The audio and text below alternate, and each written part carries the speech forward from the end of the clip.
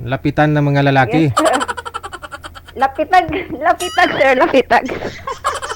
Saan po kayo ngayon, ma'am? Nasa Oman Muscat. Ang layo. Akala ko malapit, lapitan. Nasa Uman pala. Nasa Oman, nanonood po ako sa inyo. Dina, live niyo po. Madam Cheryl, ano pong status ngayon? Yes, sir. Ako ay single mama. Taga Mindanao. Tapos, mayroon akong anak na 4. Dalawang lalaki, dalawang babae. Ang bunso ko ay 19 years old. I'm 44 years old. Ay, 45 years old. Matanda na. 45. Hindi pa ah. Lupok-lupok pa. 45. Saan ang itatay ng mga anak mo? Ay, ha? Hindi naman. Pero nag-try lang ako ng yung mabait na lalaki kahit na anong edad. Basta, alam mo naman, may edad na rin ako. Ibig kong Siguro sabihin, mga kalibit ko rin ng age. ibig kong po sabihin, saan na ho tatay ng mga anak ninyo ngayon? Natatay ng mga anak ko. Ayun, kumabilang bahay na mas bata. Kasi, Pumunta siya sa kabilang mas bata. Binagpalit ako. Joke lang naman yan. Nagtatry lang naman ako kung mayroon talagang mabait kasi. kasal po puro kayo? kasi ibang lahi kasi ang kasal po? kilala ko eh. Kasal Ay, po? hindi. Hindi kami kasal. Okay. Sabi mo, puro ibang lahi ang kilala mo. Ngayon ay broken heart ako sa mayroon akong ka-relationship dati na taga Algeria. Matagal kami kaso lang nag-broken heart ako ngayon kasi nag-away kami. Parang palagi naman kasi minahal ko yun eh. Kaso lang try kong Pinoy kasi puro ibang lahi kasi. I-try ko lang yung Pinoy kasi wala akong Pinoy na karelasyon. Ibig sabihin, sa tagal ko ng wala akong Pinoy. Try ko lang kung mayroong makita o kasi mga ibang lahi kasi parang ang labo kasi noon. Kasi, di ba, pag ang labo kasi malayo. Parang nag-broken heart ako ngayon kaya masakit kaya isipin na minahal ko yung isang tao kasi matagal kami, DG. Mag-coming 5 years. Pero LDR po yun, LDR. Kaya hindi kami nagkita. Ba't ka broken? Ba't po kayo broken? Nag-broken ako ngayon. Wala kasi nag-away kami kanina. Kasi ganito yun. Tumawag kasi ako sa anak ko sa imo. Tapos nagalit siya kasi una siya sa akin tumawag. Kinat ko. Kasi kinausap ko yung mga anak ko, yung parang ayaw niyo kusapin yung parang ibig sabihin niyo parang nagalit siya na ganito ganyan. Tapos meron kasi akong apps na Star Maker DG, couple kami doon. Tapos ni-broke niya yung couple namin doon. Tapos sumalis siya sa kasi meron kasi akong apps na naliya na Star Maker. Kaya doon ako nag-i-enjoy. Doon din kami nagsasama araw-araw. Kasi lang dinibroke niyo yung couple namin kaya pero nasaktan kanina, ayun na nga nangyari. Ay nako, palagi naman ako na umiyak naman sa kanya kasi minahal ko yun. Kaso lang, try kong Pinoy kung mayroon. Ilang beses ka na po ba nag-boyfriend ng ibang lahi? Ang pinakauna ko talagang boyfriend na ibang lahi, DG, ito ay si Gusay Guevara. Yan talagang pinakauna kong boyfriend. Since 2022, tapos parang umabot kami ng 3 years. Dati dito ko sa Oman nagtrabaho, natapos kong 2 years, umi ko sa Pilipinas, nag-usap pa rin kami. After 3 years, bumalik ako uli dito sa Oman Muscat, nagtatrabaho ko uli. Tapos ayun ang nakita ko, yung parang nagkalabuan na kami kasi busy sa trabaho. Hiniwalayin ko siya, pero mahirap pala nun yung pag iniwan mo siya, yung minahal mo kasi siya, yung parang kahit sabi mo, ayaw niya pumayag, DJ, na maghihiwalay kami. Ayaw niya. Ako talagang kusang umalis. Tinry ko na magrelasyon ng iba. Magrelasyon ako ng iba, pero yung puso ko nandun sa kanya. Tapos DJ, nagkaroon ako ng relasyon na Pakistan. 27 years old. Nag-itmas din kami. Pakistan? Ako naman Pakistan. Hiniwalayan ko siya dahil nga bata siya, 27 years old. Ako 45 na ngayong August 12. Tapos, ayaw naman niya makipag-iwalay. Sa Facebook ko, DJ, nandyan yung video, sweet kami. Kaso lang ako yung nakipag-iwalay kasi mas bata siya sa akin. Pero yung puso ko, yung parang nandun pa rin sa kanya, yung sa pinakaon kong boyfriend. Kaya gano'n yung parang kahit sabihin mong mayroon kang karelasyon na bago, pero yung puso mo nandun pa rin. Kaya, ay nako. Pero hindi pa ako nakatry ng boyfriend ng Pilipino na as in nagkikita, nagmi-meet kayo sa Pilipinas, hindi pa. Kasi nung umuwi ako sa Pinas dati, DJ, 7 months ako sa Pinas, pero wala akong boyfriend. Hindi ako makipagkita sa mga lalaki. Kaya ganun. Pero try ko lang. Kung mayroon ako mga gustuhan ay, bakit ba, di ba? Kung walang takot. So bali, hiniwalayan mo po yung Pakistani, no? Hiniwalayan niyo po yung Pakistani. Tapos nakipagbalikan ka po Oo. doon ka sa kanya. Sitong kakabreak mo lang kanina. Bumalik ka sa kanya, ganun. Oo, kasi nalaman niya na naghiwalay kami, siguro mga 1 buwan. Tapos, kinontak ko siya sa imo. Mm. May kontak kami sa imo. Tapos, Mm. saya siya, tutuwa siya. Pero alam ko, DJ, na minahal naman niya ako. Kaso lang, sobrang higpit kasi Muslim siya. Mm. Pero, minahal ko talaga ng totoo yun eh. Oh. Pero, ang edad noon, DJ, 35 years old. Yung Pakistani, 27. Pero, Yung Pakistani, hindi, 27. yung Algeria. Ah. Algeria. Mm.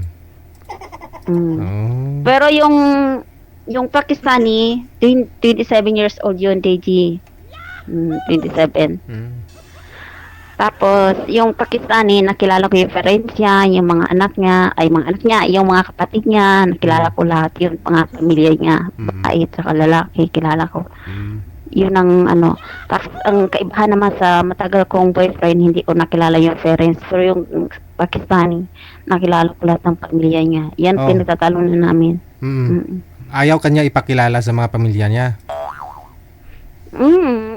Yun eh. Pero narinig naman yung usapan namin. Malakas ang boses ko, DJ, pag nag-usap kami ng imo. Tapos, syempre, malakas wala siyang headset. Naririnig ng mga kapatid niya. Kasi ilang years kami nag-usap na yung wala siyang headset. Mm. Nasa room lang siya. Tapos narinig ng pamilya niya. Pero hindi ako pinapakilala sa magulang niya. Oh. Kasi ganon nga. Pero sabi naman niya, handa siyang umuwi sa Pilipinas. Ngayong 2027, DJ, uwi ko sa Pinas. Kaso lang, para sabi nga niya, uwi siya. Kaso lang nag-broken naman ako kanina. Kaya yun ay. Ewan ko lang kung magkabalikan kami uli. Kasi ganyan naman kami, DJ eh. Ganyan kami. Hiwalay, balikan, hiwalay-balikan. Kaya ay, nako, Diyos ko. Baka magkabalikan kayo mamaya. Oh. Yeah, depende. Kasi wala naman, DJ. Yung parang gusto ko lang yung... Pero yung, siyempre, di ba? Hindi ko naman talagang as in nasabihin mo yung... Gusto ko lang na may makakilalang Pinoy na yung talagang ano. Pero hindi naman sabihin mo magka-relasyon. Yung parang kung taga-saan ba siya o ano ba. Ganun lang ang gusto ko. Pero, siyempre, wala naman akong karelasyon na Pinoy, di ba? Pero hindi naman talaga as in nasabihin mo na ano, di ba? Parang ano lang, try lang, kung ano. Saan po kayo dito sa Pinas? Ang mga anak ko nasa nasa Bulacan. Dating nasa Bignay, Valenzuela kami. Mm. Yeah, ngayon nasa Bulacan. Lumipat sa kayo? Bulacan. Saan sa Bulacan? Lumipat kami, oo. Sa bandang Mikawayan, Bulacan. Ay, Santo Niño, Mikawayan, Bulacan by Pare. Ganun, lumipat kami doon. Sa bahay, kasi pare. nangupahan nga kasi. Nangupahan kasi kami, kaya ayun. Yung anak niyo pong bunso ilang taon? 19 years old. Oh, malaki na. Dalaga. So ilan pa ho nag-aaral sa 4 mong anak? Hanggang ang anak ko ay yung panganay ko, 25 years old. Siya ay manganganak na ngayong September. Grandma na ako. Tapos ang natapos niya no, nakapag-aral siya ng criminology before na magpunta ko dito ng Saudi ay dito sa Oman kasi nga buntis siya, nag-aral siya ng criminology pero nabuntis siya. Na nilihim niya sa akin 7 months bago ako nag-flight. Tapos nandito na ako, nanganak siya, tapos balik uli dito, nabuntis siya. Ngayon nabuntis siya, manganganak siya. Kaya pag uwi ko naman yan, mga 5 buwan ng bata or 7 buwan na nga ganyan. Pag uwi ko sunod 2027, ganyan. Mm. Yeah, 2 na apo ko, DJ. Tapos yung pangalawa ko, nakapagtapos lang ng K-12. Hindi na mag-aral. Ayun mag-aral. Yung pangatlo ko, tapos na naman ng high school. Tapos yung isa ko, parang nag-aaral kasi parang, yung bunso ko kasi parang, ewan ko ba kasi mahirap kasi walang magulang eh. Alam mo naman yung pamilya ko eh. Heartbroken. Heartbroken. Wala broken family. Oo, broken family pala. Pero hindi naman. Parang wala, mayroon talaga bata na walang hilig. Yung tatay nila, saan po yung tatay ngayon? Saang lugar?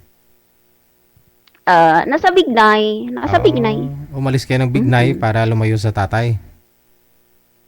Ito naman yung tatay pumupunta-punta naman dati sa bahay yan. Kahit naman ngayon, DJ, kahit nandito sa ibang bansa ko, kasama yung babae niya pumupunta sa bahay. Minsan yung babae nagbibigay ng grocery doon sa ko. Okay lang naman kasi mabait naman akong tao eh. Kasi nakita ko yun sila dati, nahuli ko sila, pero wala silang narinig sa akin. Kaya sabi ko, magsama kayo. Kasi dati pa yan, DJ, yung nakita ko, 16 pa siya, ngayon 18 years old na siya. Kaya okay lang naman sa akin, mabait naman akong tao, hindi ko yung iba, hindi kasi ako katulad ng babae na, sinubunutan na, hindi. 18 years old yung... Kaganyan ako, DJ. 18 years old yung babae? Ngayon. Yung mister mo ilang taon? Ni siya kasi 5 years agwat namin, 50. 50, tapos 18 yung babae. Paldo si iyo eh. Hindi, naman din kasi paano yung kasi naman kasi yung tatay ng anak ko kasi sa Bignay kasi DJ malakas naman kumita yan kasi ano po trabaho? Yun ng bayan. Oo. Kung contract yan ng bahay, ibig sabihin kahit paano mayroong pera, kontraktor. Kahit paano pag nakakontract siya ng pera, DJ, maraming pera siya, di ba? Wow. Pero pag walang trabaho naman, ganun talaga. Problema lang naman kasi yan, minsan nagsusugal, kaya yung asawa ko na yan, yung ex-husband ko dati, yan, kilala yan sa Bignay, na ganyan, Charlie, Lydia, kilala yan, kaya yun. Tanungin ko nga marami akong pinsan dyan sa Bignay, tanungin ko nga kilala, anong pangalan, Charlie? Charlie, Lydia. Kilala bilang? Dating barangay Tanod dati yan. Matagal na rin siya dyan. Kalala siyang, tawag na kapentero. Yung, kilala yun naman yan. Niya, kasi dati kasi yung barangay Tanod yan, matagal din. Shout out dyan sa taga Bignay, Kapitan Garsing. Ayan, may kapitan niya na mabait na kapitan. Shout out. Matagal na rin kami doon na hindi nakatira sa Bignay. Kasi marami pa mga factory dyan sa Bignay, no? Marami. Tapos, DJ, dati naman, DJ, di ba dati, bago ako umalis dati nung nakaraang first 3 years ata, siguro mag 4 years na, yung, nabigyan kami ng gobyerno ng pabahay dyan sa Discipline Village, tapos nabigyan, tapos napaalis, dahil nga, alam mo naman, 2 kong anak, medyo lapitin sa gulo, napaalis kami kasi masyado kasing disiplina is meaning discipline. All people there is a super discipline. Yeah. Yung mga anak ko kasi DJ ay medyo pasaway kaya ayun, lapitin ng gulo kaya ayun, napaalis kami sa disiplina. Pero okay lang naman kasi minsan kasi DJ marami kasing mga doon barkada kaya medyo mas okay din yung nailayo-layo doon. Mas okay mas okay sa bahay pari kasi tahimik doon. Kasi lugar ng mga pari yan. Oo. Hindi naman. Medyo kasi province yung village ba, yung probinsya, yung maraming mga puno-puno, parang gano'n. Sa Bignay naman dati nung dumating kami diyan wala pang hapigo yan. Puro kapalayan pa yan dati, hindi pa yan ganito. Ngayon city na dahil nga sa leader namin diyan na pinakamal namin si Bignay City na siya, no? Katsilian. Ha? City na siya, Bignay City na.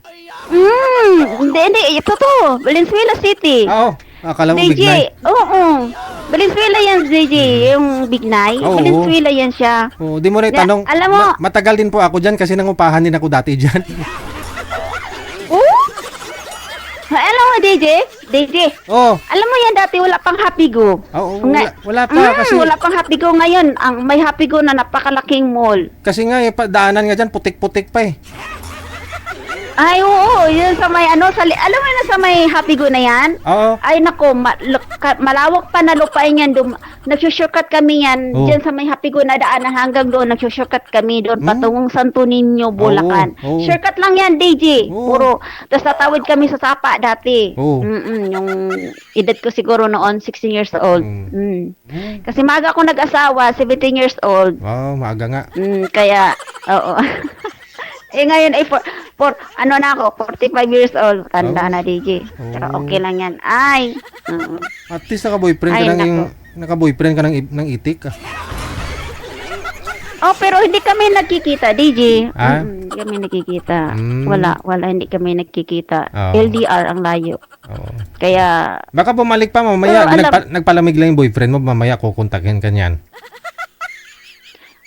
depende, DJ. Pero hindi naman ako as in naghahanap ng ano. Gusto ko lang yung, kasi mahirap kasi magtiwala kasi ng lalaki ngayon, DJ. Oo. Wala talagang tiwala Ay, sa mabata, lalaki. ang Sa babata totoo lang, pa kasi kahit ng mga kini- boyfriend mo, ang babata pa. Ngayon, gusto mo mag-try ng Ay, Pinoy. paano naman, DJ? Puro mga bata naman yung nagkagusto sa akin. Wow. Anong gagawin ko? Ganyan talaga. Meron pa nga mas bata Ilang taon pa yung meron? Ha? Ilang taon pa yung pinakabata?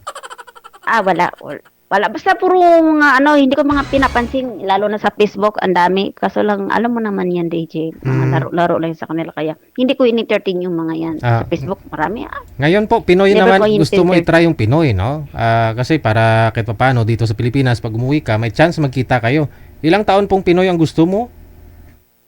Ay, depende. Siguro kung mga 40, mga kasing edad lang siguro kami. Ganyan. Basta single siya, DJ, ha? Okay. Ayoko yung may asawa. Oo. Gusto ko yung single siya. Talagang as in single. Hindi naman as in single. Oh. Basta single siya. Mm-mm. Ngani.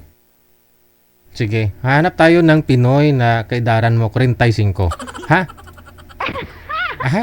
Malapit na yung birthday ko, DJ. Kailan po kayo magbe-birthday? August? August 12, 45 years old na ako. Wow. Tanda na. Oo, kailangan bago Tanda na, DJ. ka mag-birthday, may boyfriend ka na. No? Hindi rin. Parang lang. Yung parang gusto ko lang makilala kung... Mm. Kasi, mahirap kasi magtiwala kasi sa mga lalaki ngayon, Oo. DJ. Subukan mo magtiwala. Huwag basta-basta lang huwag mo itiwala lahat ba? Huwag buhos 100%. Oo, ganyan naman ako. Iba kasi ugali ko, DJ. Pag ayaw na sa akin, di wag. Let go. Alis ka na. Wow. Ganyan na ako. Pero broken ka Parang ngayon. Gusto mo pa ako, sige. Siyempre, minahal ko yun, DJ. Alam mo, minahal ko yun. Iniiyakan ko talaga yun. Depende kung pag itong palabas nito, pag nakita niya to sa Facebook, kasi friend kami sa Facebook, at iwan ko lang kung, hindi kasi yung maintindihan English Ay, okay lang. Oo. Di Wala bale. pang translation niyo, okay lang. Malay mo baka Hindi mapaisip 'yun hala. Sumali to may nakausap na lalaki baka magselos ba? No? Ay, naku, grabe, siluso yun. Diyos ko, may... Ganun talaga kasi maganda ka Asa, man ganda nga, DJ. Wala nga akong ganda, kahit kunting ganda. Wala nga akong pinagganda dyan. Ay, naku. Kung hindi ka maganda, Hindi ako kung hindi ka maganda, hindi ka nagka-boyfriend ng itik. Ewan ko ba, DJ, bakit gano'n, no? Exotic talaga siguro yung beauty ng Pinay. Kasi yung parang feel nila na ang ganda yung tingnan mo ni itsura ko, DJ. Galing ko lang sa trabaho. Tapos pahinga ko lang ngayon.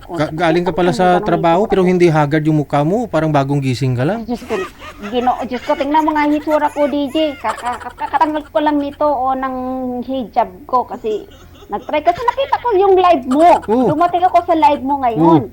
Tapos sabi ko, kasi may number ka sa akin sa imo kasi dati parang nagsilik ako tapos ngayon kaya nga nag-message ako sa'yo. Dumating ako sa live mo ngayon sa Facebook tapos nag-message ako kaagad. Oo. Kasi iba dati parang naalala ko mga 2 years later siguro before. Ayan, nakita ko yung number mo sa imo kaya minisikit ko sa imo kasi dati na parang naghanap din ako dati. Kaso lang hindi natuloy yun, di ba? Sige. Mamaya, tatawagan ka po namin kung mayroon pong Pinoy na edad 45 na mag-PM, ha? Maraming salamat. Okay. Sige, thank you. Ikaw ba ay nalulungkot at nabagbabot mag-isa, walang kasama? Oh ha, saan ka pa? Ang babata ng mga naging boyfriend ni girl, 27 years old na itik at saka 35. Tama, 35 po yung edad ng ano ngayon, yung kakahiwalay lang daw nila kanina. Mag-isa sa